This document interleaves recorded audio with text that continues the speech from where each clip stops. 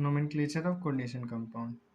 तो nomenclature of coordination compound से पहले हम लोग कुछ यहाँ पे कोई सॉल्ट के बारे में हम लोग इसका नाम के बारे में थोड़ा डिस्कस कर लेते हैं। तो यहाँ पे दिया हुआ है सिंपल NaCl, CaCl2, Na3PO4 और Al2SO4 का होल थ्रेस। ठीक है, तो अगर इसका IPAC नेम का बात करें तो हम लोग जस्ट बोलते हैं सोडियम क्लोराइड। यहाँ पे इसको बोलते हैं CaCl2 को कैल्शियम क्लोराइड, Na3PO4 को सोडियम फॉस्फेट, एल्युमिनियम इसको बोलते हैं Al2SO4 होल 3 को एल्युमिनियम फॉस्फेट। तो यहाँ पे गौर कीजिएगा कि जब हम लोग NaCl का नाम लिखें तो जो इसका नेमिंग है उसमें ये वाला जो पार्ट है, जो यहाँ ये दो पार्ट में इसको देखिएगा, एक ठो Na+ और कुछ इस फॉर्म का होता है Na+ और Cl- का। तो यहाँ जब हम लोग नेमिंग करते हैं, जो यहाँ पे हम लोग IPAC नेमिंग कर रहे हैं उसमें हम लोग सबसे पहले किसका नाम लिख रहे हैं, ये कैटाइनिक पार्ट का पहले नाम लिख रहे हैं। ठीक है, तो ये सोडियम, और जो एनाइनिक पार्ट है उसका बाद में नाम लिख रहे हैं क्लोराइड। ठीक है, ऐसा ही सब में हो रहा है। ये वाला ये कैल्शियम है, पॉजिटिव ये कैटाइनिक पार्ट है तो इसको हम लोग पहले लिखें। फिर यहाँ पे भी सोडियम है, ये भी कैटाइनिक पार्ट है, इसको पहले लिखें। फिर यहाँ Al है, इसको भी हम लोग पहले लिखें। ठीक है, फिर यहाँ पे दूसरा बात जो गौर करने वाला है, यहाँ जो कैटाइनिक पार्ट है और एनाइनिक पार्ट है इसके बीच में क्या है, एक छोटा सा गैप है। ठीक है, तीसरा बात, जब हम लोग यहाँ पे नाम लिखें, ठीक है, तो यहाँ पे एनायन का संख्या देखिए, यहाँ पे कैटायन का एक एक है, यहाँ पे कैटायन एक है, एनायन दो है, लेकिन हम लोग यहाँ पे इसका नंबर को मेंशन नहीं कर रहे हैं। यहाँ पे ऐसा नहीं लिखे हम लोग कैल्शियम डाई क्लोराइड, यहाँ हम लोग कैल्शियम क्लोराइड लिखे डायरेक्ट। यहाँ पे भी ऐसा नहीं लिखे ट्राई सोडियम फॉस्फेट, यहाँ पे हम लोग डायरेक्ट सोडियम फॉस्फेट लिखे। यहाँ पे ऐसा नहीं लिखे डायलुनियम ट्राईफॉस्फेट, ट्राई सल्फेट, सॉरी यहाँ सल्फेट,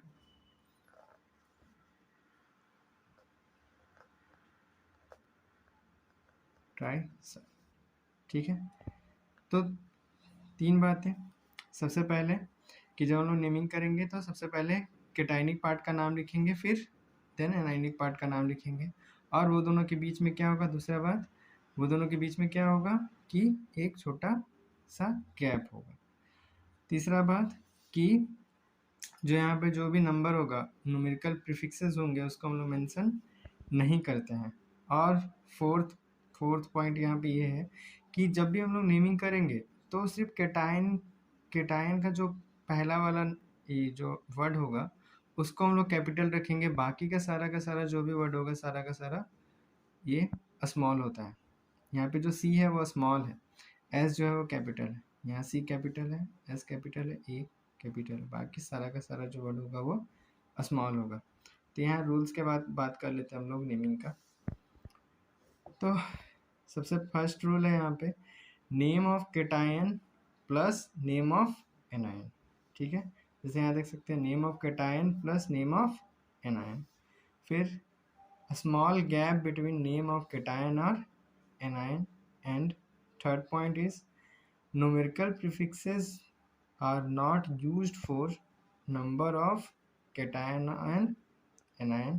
फिर नेक्स्ट पार्ट हम लोग अभी कोऑर्डिनेशन कंपाउंड के बारे में बात कर रहे हैं। तो सिंपल इनऑर्गेनिक कंपाउंड्स है, हम लोग कोऑर्डिनेशन कंपाउंड के बारे में बात करेंगे। तो कोऑर्डिनेशन कंपाउंड के बारे में बात करेंगे तो क्या, कोऑर्डिनेशन कंपाउंड कुछ इस तरह का होता है, जैसे यहाँ पे CrH2O का होल 6 यहाँ पे +3 दे दो। ठीक है, या फिर यहाँ पे कुछ Cl3- भी कर सकते हैं। तो ये देखिए ये कोऑर्डिनेशन एंटिटी है। ठीक है, ये क्या है, कोऑर्डिनेशन एंटिटी है। अब ये सब तो जो था वो नॉर्मल सॉल्ट था, लेकिन ये जो है वो अलग टाइप का है। तो इसका ये जो कोऑर्डिनेशन एंटिटी है इसका नाम कैसे लिखेंगे, और इसका कोऑर्डिनेशन एंटिटीज जो होता है वो 3 टाइप का होता है, जैसे यहाँ देख सकते हैं पहला होता है कोऑर्डिनेशन एंटिटीज जो होता है वो पॉजिटिव होता है, न्यूट्रल होता है और नेगेटिव होता है। तो यहाँ पे हम लोग सीखेंगे कि कोऑर्डिनेशन एंटिटीज का नाम कैसे लिखेंगे। नेमिंग ऑफ कोऑर्डिनेशन एंटिटीज, यहाँ पे दो केस बना के हम लोग पढ़ेंगे। जैसे कि जो नेमिंग होता है वो न्यूट्रल और पॉजिटिव कोऑर्डिनेशन एंटिटीज के लिए सेम टाइप का होता है, ठीक है, सेम टाइप का होता है। तो हम लोग इसको केस 1 में पढ़ेंगे। इसका जो नेमिंग होता है वो थोड़ा डिफरेंट होता है, तो इसको हम लोग अलग केस, इसका केस 2 बना के हम लोग पढ़ेंगे। तो उससे पहले केस 1 में हम लोग बात करते हैं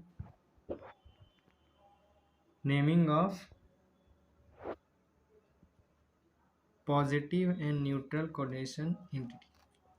तो इसमें क्या करते हैं हम लोग, सबसे पहले नेम लिखते हैं लिगेंड का, फिर लिखते हैं नेम हम लोग सेंट्रल मेटल आयन का, फिर हम लोग उसका जो ऑक्सीडेशन स्टेट होगा वो लिखेंगे रोमन लेटर में, ठीक है। ये दोनों के लिए एप्लीकेबल है, पॉजिटिव और न्यूट्रल लिगेंड के लिए, ठीक है, मतलब न्यूट्रल कोऑर्डिनेशन एंटिटी के लिए, लिगेंड के लिए नहीं। यहाँ पे नेक्स्ट जो है वो नेगेटिव कोऑर्डिनेशन एंटिटी के लिए हम लोग करेंगे।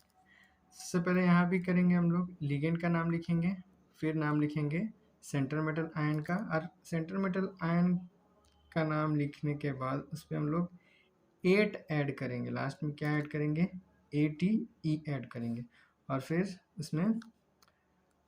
उसमें लिखेंगे हम लोग oxidation state of central metal ion in Roman letter. Roman letter में हम लोग क्या करेंगे, जो भी ऑक्सीडेशन स्टेट आएगा निकालने के बाद सेंट्रल मेटल आयन का कोई भी पर्टिकुलर कोऑर्डिनेशन एंटिटी के लिए, उसको हम लोग यहाँ पे ब्रैकेट में करके रोमन में लिखेंगे। अगर 1 आया तो 1, 2 आया तो 2, 4 आया तो 4, ऐसे करके हम लोग लिखते हैं। तो एग्जाम्पल से पहले यहाँ पे कुछ पॉइंट्स है, इंपॉर्टेंट पॉइंट्स है, उसको हम लोग डिस्कस कर लेते हैं। तो सबसे कुछ इंपॉर्टेंट पॉइंट्स, अगर एक ही टाइप का, मान लीजिए कि अगर मतलब सिमिलर लिगेंड्स है, ठीक है, तो क्या करेंगे हम लोग, अगर सिमिलर लिगेंड्स जो है वो सिंपल इनऑर्गेनिक लिगेंड्स है, ठीक है, जैसे क्लोराइड हो गया, ब्रोमाइड हो गया, ठीक है, नाइट्राइट हो गया, नाइट्रो हो गया, अगर ये सब कंपाउंड है तो उसके लिए हम लोग, ये सब लिगेंड है तो उसके लिए हम लोग क्या करते हैं, ट्राई, टेट्रा, पेंटा, हेक्सा का यूज़ करते हैं। अगर एक से ज़्यादा है तो 3 है तो ट्राई का, 4 है तो टेट्रा का, 5 है तो पेंटा का, 6 है तो हेक्सा का, ऐसे यूज़ हम लोग ये सब टर्म का करते हैं। लेकिन अगर ऑर्गेनिक टाइप का लिगेंड है, ठीक है, ऑर्गेनिक लिगेंड है, जैसे कि ये CH2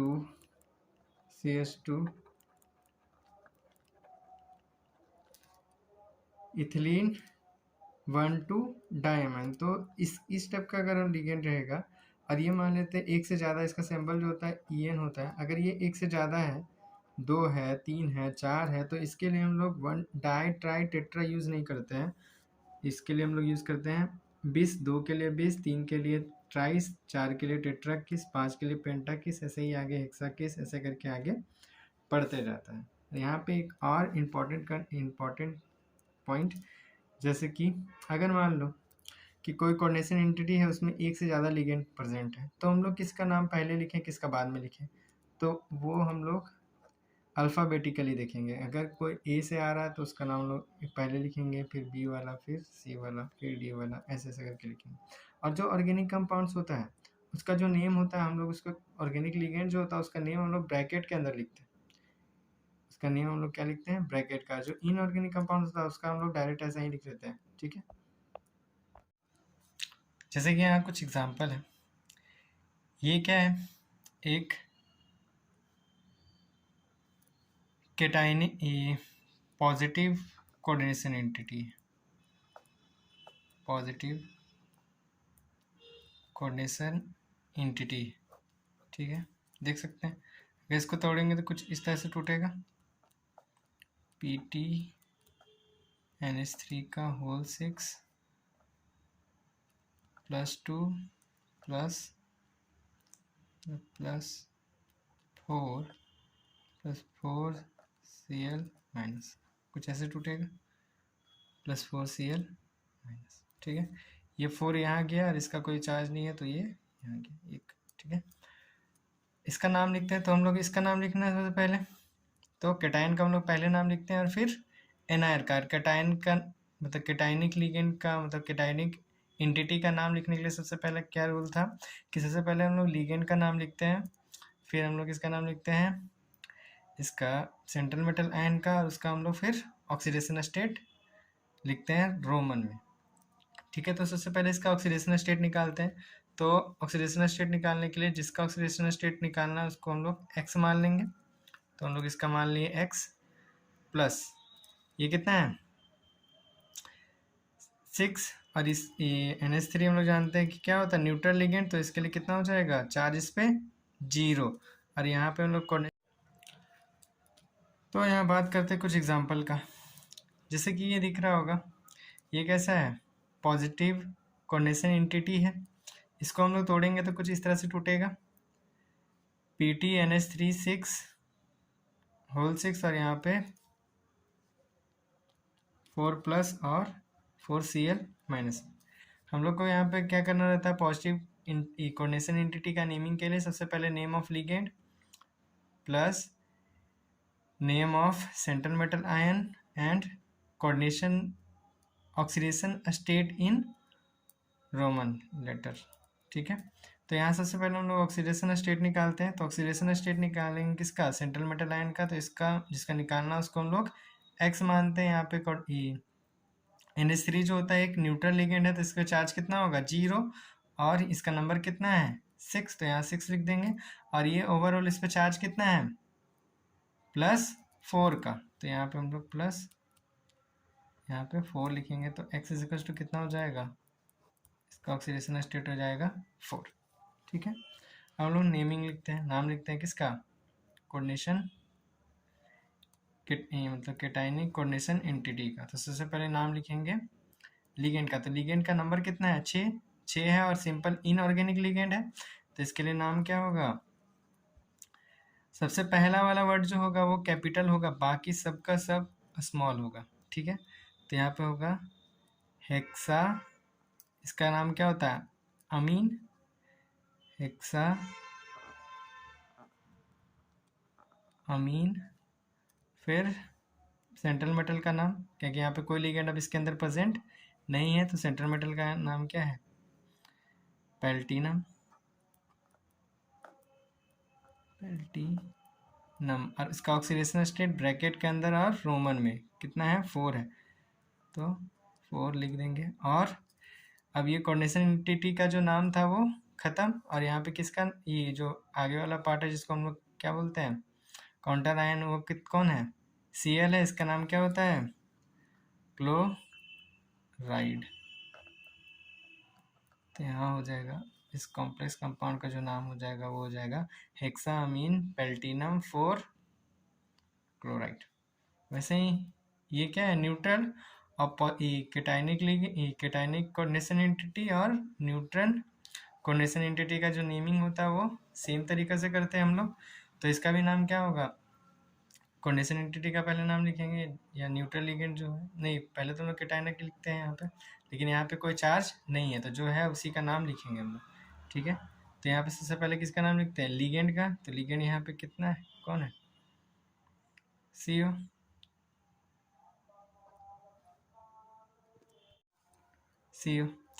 इससे पहले तो हम लोग ऑक्सीडेशन स्टेट निकालेंगे, तो ऑक्सीडेशन स्टेट इसका कितना इसका निकाल रहे तो इसका x मानेंगे, और 4 इंटू CO पे चार्ज कितना होता है 0 का, और यहाँ पे कोई भी चार्ज नहीं है तो 0, तो x कितना हो जाएगा यहाँ पे कोऑर्डिनेशन ऑक्सीडेशन स्टेट जो होगा वो कितना होगा Ni का सेंट्रल मेटल एटम का 0 हो जाएगा। यहाँ नेमिंग लिखते हैं हम लोग, नाम लिखते हैं।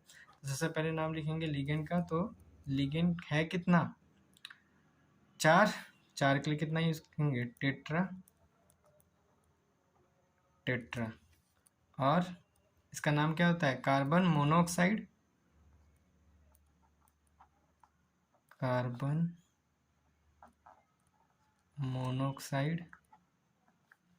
फिर निकेल का निकेल और ऑक्सीडेशन स्टेट कितना है 0। तो इस कोऑर्डिनेशन कंपाउंड का नाम हो जाएगा टेट्रा कार्बन मोनोऑक्साइड निकेल 0। ठीक है, नेक्स्ट। अब ये कोऑर्डिनेशन एंटिटी है, इसको कुछ तोड़ेंगे तो कुछ इस तरह से टूटेगा 4K+ और NiCN4 और 4-। तो ये जैसा कि देख रहे होंगे ये क्या है, नेगेटिव कोऑर्डिनेशन एंटिटी है। नेगेटिव कोऑर्डिनेशन एंटिटी है, लेकिन हम लोग सबसे पहले नाम किसका लिखते हैं, केटाइनिक पार्ट का। तो यहाँ पे केटाइन कौन है, पोटाशियम। तो यहाँ पे हम लोग क्या लिखेंगे, सबसे पहले नाम लिखेंगे पोटाशियम का। उससे पहले हम लोग यहाँ पे सेंट्रल मेटल एटम का जो ऑक्सीडेशन स्टेट है वो काउंट कर लेते हैं। तो इसको हम लोग मान लिए X, लिगेंड कितना है 4, और इस पे चार्ज कितना होता है Cn पे -1 का होता है। तो यहाँ लिखेंगे -1 इज इक्वल्स टू चार्ज कितना है यहाँ -4 का। तो यहाँ पे लिखेंगे -4, और कैलकुलेट करेंगे तो हम लोग के पास आ जाएगा -4 + 4 is equals to 0। -4 + 4 is equals to यहाँ 0 आ गया। तो ऑक्सीडेशन स्टेट जो हो गया निकेल का कंडीशन एंटिटी में कितना हो गया 0 हो गया। अब इसका नाम लिख देते हैं सबसे पहले केटाइनिक पार्ट का नाम। तो हो जाएगा यहाँ